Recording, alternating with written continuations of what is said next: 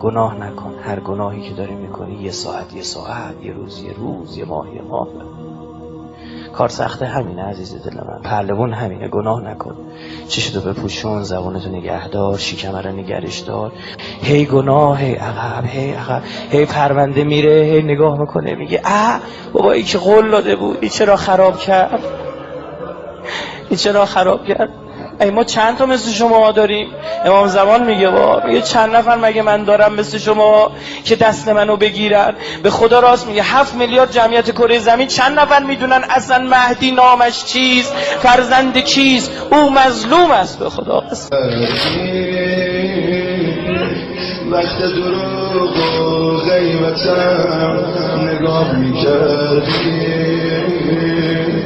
وقت گناه تو خلوتا نگاه میکردی، اما بازم تو هیئتا صدا میکردی، نگاه میکردی، دلو سوزوندی. اگه خودت رو توی این هیئت رسوندی، نکنه خون گریه کنی چیزی نموندی، بس همون نامه اعمالمو خوندی،